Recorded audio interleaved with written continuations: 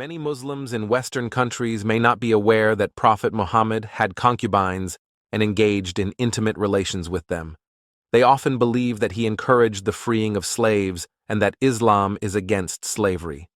However, the reality of Islam presents a more complex picture that contradicts this belief.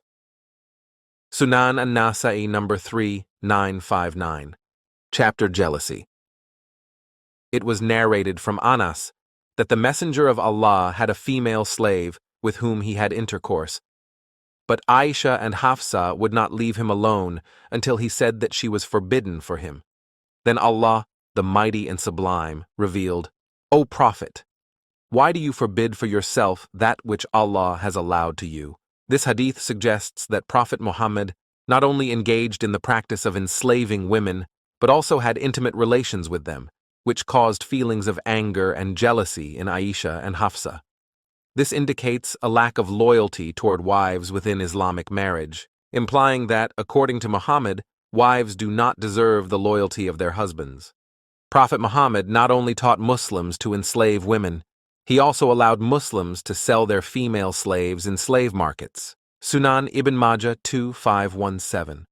We used to sell our slave women and the mothers of our children, or Ummahat Awaldina, when the Prophet was still living among us, and we did not see anything wrong with that. Notice this sentence: we used to sell our slave women. This information definitely contradicts the notion that Islam promotes the liberation of slaves. What these Muslims did is exactly the opposite. They used these women as sex slaves, and when they didn't want them anymore, they sold them for money. The second type of woman sold in the slave market is Ummahat Awaldina, which refers to female slaves who are sexually exploited by their Muslim masters until they become pregnant, then giving birth to children for their Muslim masters. However, the Muslim master heartlessly sells this woman in the slave market, even though she is the mother of his own children. Astaghfirullah. This is truly barbaric, yet this horrific act was apparently not forbidden by Prophet Muhammad.